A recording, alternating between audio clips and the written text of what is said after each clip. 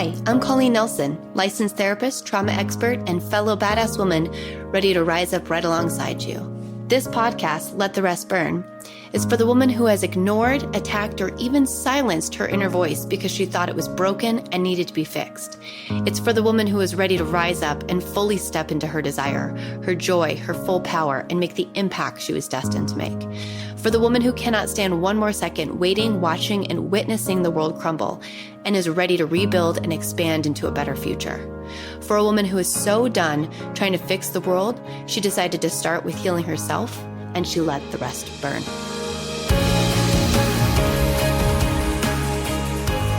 Okay, so welcome back to Let the Rest Burn. This is the second half of my story.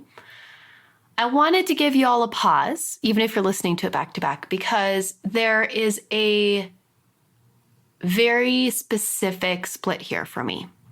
There is life before this moment and life after this moment. This is a light bulb moment for me. This is as if a light switch inside of me shifted, and I reached a threshold that there was no turning back on. So for those of you that are wondering whether or not you should leave, or if it's the right time, or what happened, this is what happened to me. And I encourage you to think about your threshold and what that actually is. Okay, so we were in our big, beautiful house. Our children were in the best circumstances. I was in a position I've wanted to be in my whole life, next to neighbors that I imagined having lifelong friends with. I imagine us going on camping trips together and having book club and connecting and laughing and watching our children grow up. It was magical for me, and I was happier than I think I have ever been in that area. But Mike and I were still so disconnected. This showed up mostly behind the scenes, like when we were alone together, the affection and intimacy was forced, if not cold. I struggled to romantically connect with him. I had been in therapy at this point for over a year, and my therapist and I continued to talk about my concerns that we were so distant. My attempts to reconnect had not happened at the time. He was very, very cold and distant. And I felt like our marriage was slipping away. I'd finally reached a point where I started to see that this could be the point of no return. And I'd asked Mike to go to couples therapy. We just couldn't make it a priority. Mike was reluctant to go to therapy at the time, and I was reluctant to, again, put my foot down and set a real boundary. There was this moment with our neighbors where we were having drinks by the fire outside on their porch, and Mike had had a few, and he and I just were so mean to one another in front of this couple. The looks on their faces shifted something inside of me in that moment. The way he spoke to me, the way I spoke to him, the way we felt about one another, it was contempt. And I could see that they saw it. I remember hitting the floor that night, sobbing uncontrollably. He had stayed back over there to finish one last drink with our neighbor, and I was sobbing. I knew it was over. I knew at that moment that I couldn't take another step forward with this man. And I started to shut down. When you reach this point, sometimes shock takes over your nervous system so you can do hard things without feeling the gut-wrenching pain and fear that come with them. I went cold. A light switch went off inside me. I was done. A line had been crossed for me probably multiple times, but this time it felt different. I felt different. I couldn't go forward. And Mike felt it. He did. He called me, I think, a day or two later and said, something is different. What is going on? And I told him I was done. I was done. The tough part about that moment, the moment where you say to the person, I can't do this anymore. I know I need to be done. It's shocking for them. It's shocking for you, but it's super messy. Mike didn't move out right away. We actually got into therapy to start talking about things. I wasn't as clear as I wish I would have been.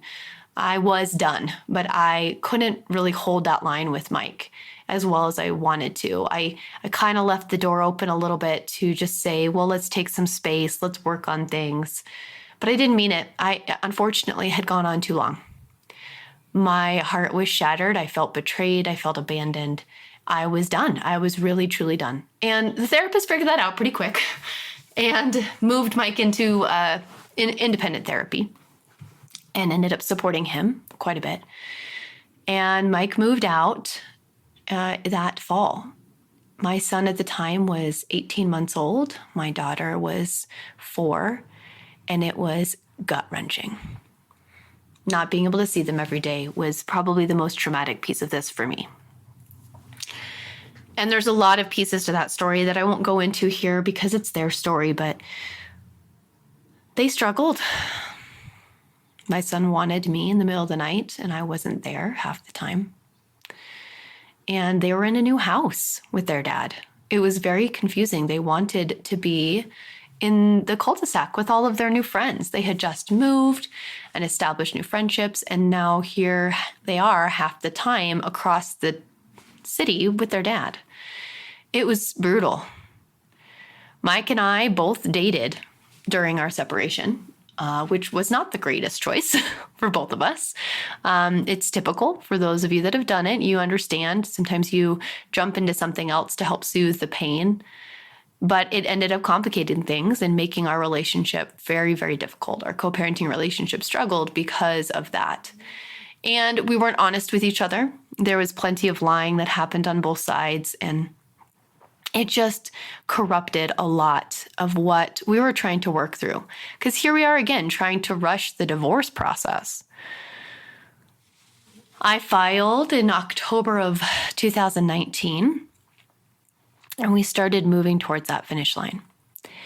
But something strange happened after I filed for divorce. It was like a glimmer of light opened in my heart, like a question mark. Like, are you sure? Are you sure? Mike had gotten sober during the time that we were separated. He was working very hard on himself. He was actively getting healthier. And seeing him change so much and show up as a dad in a way I had not seen him yet do changed something within me. I stopped seeing the person I was seeing, and I asked him to try again. Mike jumped at the opportunity, and we moved everybody back into the house for the holidays. Unfortunately, about 2 weeks after he moved back in, I discovered more information about some of the instances that had happened previous to our separation, and my trust for him completely disintegrated. I was angry, I was hurt, and I couldn't forgive this one. And so we tried couples therapy. We did everything we could to put it back together, but we were so angry at each other. We were so mad and hurt by what had happened that the little progress we would make would be altered by our arguments we'd have. And Charlotte was old enough at this point that she could say, like, I don't want you guys to argue. She was very honest about what she saw and felt. That's something I love about my daughter. And it was hard to hear. But she was very honest about how she didn't like the way we treated each other. Then, of course, in March of 2020, the world stopped and everything shut down. Mike leaned back towards his addiction. I leaned back towards my work, and we repeated the same patterns. I overcommitted to my work and shut everything out, and he committed to escaping. He never stopped showing up as a dad. That is something that from that moment in 2019 on, he shifted. He is an incredible father. But personally, in his personal life, there was still a lot of work to be done. And I think for me as well, I had avoided healing some of those wounds that had been created earlier on and just thought I could patchwork it over. So we struggled quite a bit during the pandemic, as I'm sure many of you can relate. We weren't able to connect and we fought, and all the stress of everything just piled it on into a pressure cooker. But neither of us wanted to leave the dream that we had created in this house with these neighbors. We didn't want to let it all go. We were clinging to this past that we imagined was going to save us from our pain. So we ended up renting a 2-bedroom apartment nearby and doing what's called bird nesting. So bird nesting, for those of you that don't know, is where the children stay in the primary home and the adults switch off. I honestly think it was one of the best things we could have possibly done for the kids. I do not regret it at all. The kids were young. They'd been through enough upheaval. And I didn't want to add to that. My daughter was starting kindergarten in a very strange time. I wanted her near the school, near her friends. And so we traded off at the house. And it was really tough. It was really tough. But I think it was one of the only ways we could have done it. We were still very hurt and upset by one another. And every time he was dating or I was dating, it made it worse. I think that's something that I want all of you to know. If you're navigating this, if you can hold off on dating, it really does help the process go smoother with your co-parent. It is something that just triggers people no matter where you're at in the process. So just really give yourself the time you need to recover individually. Neither of us did that. We started to really try and fill those voids with old patterns. And it was tough. The neighbors didn't get it either, right? They started to drift away. We lost friends. We lost connections because people just don't understand. And when they start to see you struggle, sometimes they run for the hills. They don't want to be part of it. They don't want to be around it. They don't want to face it within their own lives. And so we became kind of increasingly isolated. Then this beautiful thing happened. I met Samantha Wells. She is one of the firsties, and she introduced me to Jess, Emily, Lauren, and we all came together and started to support one another through this very intense journey of navigating divorce. Something about having that support, finding the right therapist, because at this time, I had developed my relationship with my therapist quite deeply, shifted some things within me. I started to do my work. I started to stop running from the same patterns. I did so much work on myself in my 20s that I thought I had reached a place where I was done. Ha ha ha. That's hilarious, right? But this work was deep. This was attachment work. This is where I needed to stop enabling, set boundaries, pick myself, and do the things that needed to be done. And this is where we struggled with each other. Mike and I are very nice to one another. We love each other, but we don't set boundaries at all well. And it's bad because it builds resentment on both sides. So having those women in my life really shifted the way that I treated myself. And I started to ask for things to be different. I started to really see that if Mike and I were going to move on, we would have to sell the house. We would have to sell the house and move forward. And it was such a tough decision.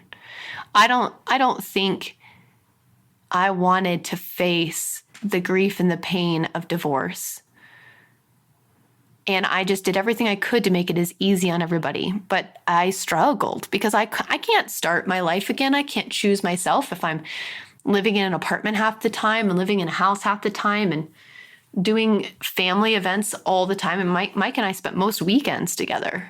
And we did not have a solid line between us. It would kind of blur between relationship, family. We'd play house quite a bit. It was just really unhealthy and confusing for the kids as well. So in April of 2021, we decided to sell the house. We listed it, went through the whole process, and I prepared to move out of this dream home. It was, I think, one of the most painful times in the divorce for me. To have to tell my children that we were moving, my daughter in particular, to recognize that my dreams were crumbling all around me. I mean, I had to burn everything to the ground. We sold our home for a great price, split the profits, and I was able to purchase a townhouse that was being built. But I had to live with my parents for a short amount of time in order to get into the townhouse. That short amount of time turned into 6 months.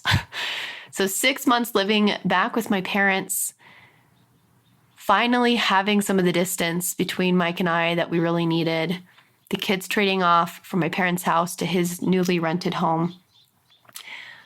It was not a great time. It was really, really, really hard. I love my parents very much, but we have our differences, and the way I live my life is a little different than the way they live their lives. So it was difficult for me to face anything. I didn't want to be there. I wanted to be in my own place. I wanted to be back in my house. It was a lot of emotional upheaval, and I'm talking wave after wave of pain and sadness and anger, and it just felt never ending. Being in the darkness can feel never ending, but it does end. You do breathe again. You do recover. And in December of 2021, I moved into my own townhouse and I started again. It is now May 2022. And Mike and I are finally in a place where we know what this is. We know what we need to do individually to move forward, but it's still so hard. You know, it's been 3 very challenging years of back and forth and up and down and inside and out, and not really having a clear idea of what either of us wanted. But I know now that I choose me. I choose me first, and I have to be the one who sets the expectations for my life, for my relationship, for my future. And that bar is high. I'll be honest with you, it's high. To be in my life, to be my partner, you need to do your work. You need to be emotionally intelligent.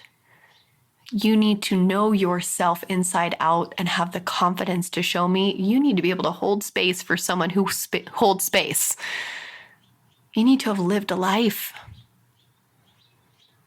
And I'm not willing to drop that bar down. If Mike ever reaches that bar, I may reconsider a relationship with him. If someone walks into my life and becomes the person or is the person that I have wanted, I will be nothing but excited and grateful. But for now, I have to hold the space for me. And I think this is the most challenging piece around my own inner growth, is not finding a space holder, not finding a person to fit into this puzzle piece because it feels better than being alone. This is where I fully embrace being alone. Dating is okay, right? I mean, it's part of the process, but really prioritizing my time is so important. And never, ever, ever betraying myself in the way that I did. Mike and I have learned a lot through this process. But what I want you to hear in this story is that divorce is messy. There are lots of patterns that come up in marriage and in divorce. And if you do not do your personal work, if you do not dive into the depths of your soul and find your truth, it will come out in your relationship. This is my invitation to dive into your shadow, to make friends with the parts of yourself that you're the most scared of, and to walk out hand in hand, ready to face the world, to not betray yourself for another person, and to believe in the possibility of full, true love for yourself, for another. I don't know where this story will end. I don't know what will happen. But I do know that we're finally on the path to heal ourselves, to heal our family, and to create a new future. To give both Mike and I the opportunity to be loved the way we deserve to be loved. And to ask this life for its full self. So I'm prepared. I'm prepared to burn more if I need to, y'all. And I look forward to sharing this story 5 years from now and hopefully having a very different narrative, being in a different place. But for now, I go it alone. To love oneself is the beginning of a lifelong romance. Oscar Wilde. Something to keep in mind as you think about your path forward. What kind of romance are you having with yourself? What kind of relationship do you have with you? Because that's where we have to start. Thank you again. Until next time.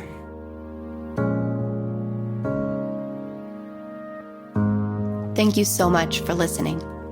I appreciate every single second that you chose to set aside for you and the impact that you're going to have on the world today.